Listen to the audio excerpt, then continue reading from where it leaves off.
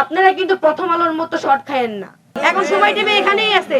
এখন যে সময় টিভিকে ভুয়া বলে নিউজ দেয়, সময় টিভি সেম কাহিনী আমাকে সব সময় ওরা নেগেটিভ ভাবে প্রেজেন্ট করে। আরেকটা আছে কালবেলা, কালের কণ্ঠ। এই বসুন্ধরা মিডিয়াকে হুঁশিয়ারি দিয়ে বলতেছি, আপনারা কিন্তু প্রথম আলোর মতো শর্ট খায়েন না। বারবার বলতেছি, আমরা কিন্তু হাদি ভাই চলে গেছে, কিন্তু হাদি ভাই আমাদেরকে শিখাই দিয়ে গেছে কিভাবে কোন সময় কি করতে হবে। এই মামলা যখন চলে আমি সব সাংবাদিকের পায়ে ধরে বলছি, ভাই একটা নিউজ করেন যে কেন আপোষনামা নিয়ে আসলো। আপনাদের মনে কি প্রশ্ন জাগে নাই? বিবাদী আপোষনামা নিয়ে যায়, বাদী কেন আপোষনামা নিয়ে গেছে? আপনাদের মনে কি এই প্রশ্নটা জাগে নাই?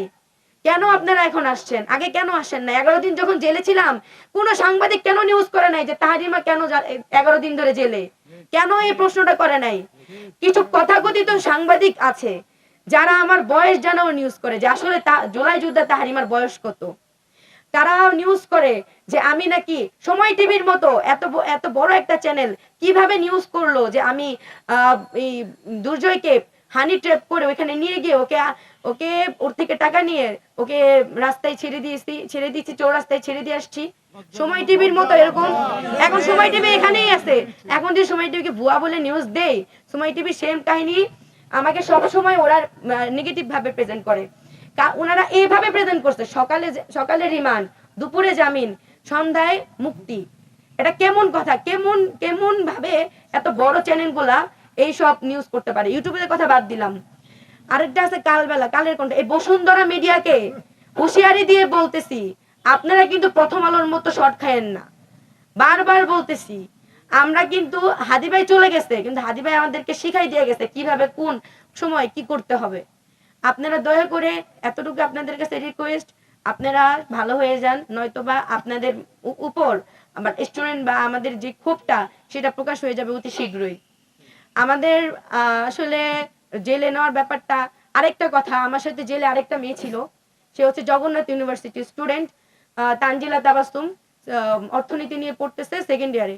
ওই মেয়েটাকে পুরো গুম করে রাখা হয়েছে। আমার ফ্যামিলি তো জানতো যে আমি জেলে, কিন্তু ওর ফ্যামিলি জানে ও হলে, ওর ওর ইউনিভার্সিটি স্টুডেন্টরা জানে ও বাসায়। এইভাবে স্টুডেন্টদের মুখ কেন বন্ধ করা হচ্ছে? ওই মেয়েটাও সেম আমার মতো প্রতিবাদী কণ্ঠ ছিল, আমাদের মতো প্রতিবাদী কণ্ঠ ছিল। ওই মেয়েকে এভাবে জেলে গুম করে রাখা হয়েছে, ওর ফ্যামিলিও জানে না, ওর ইউনিভার্সিটিও জানে না। এইভাবে আমাদের কণ্ঠ রোধ করে রাখা হয়েছে কেন? কে এই উপর লেভেলটা, কে যার জন্য আমাকে আমার ফ্যামিলির সাথে সাক্ষাৎ বন্ধ করে এভাবে টর্চার করা হয়েছে?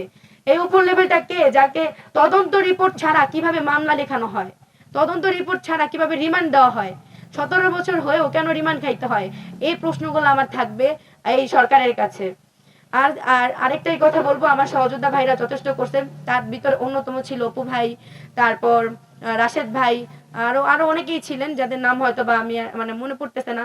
আমি এমনি অনেক অসুস্থ। আপনারা দেখে আমার চেহারা দেখে হয়তো বা আমার অঙ্গভঙ্গি দেখে বুঝতেছেন যে আমি আসলে এখানে আর বেশিক্ষণ থাকতে পারবো না। আমি অনেক অসুস্থ। আমি খুব কষ্টে আসছি আপনাদের কিছু কিছু প্রশ্নের উত্তর দেওয়ার জন্য। ইনশাল্লাহ আল্লাহ আমি সুস্থ হয়ে গেলে আপনাদেরকে আমার জেলে কিভাবে টর্চার করা হয়েছিল, কে করছিল, সবকিছুই বলবো। এই বক্তব্য করে এতটুকুই আমার আপনাদের কাছে।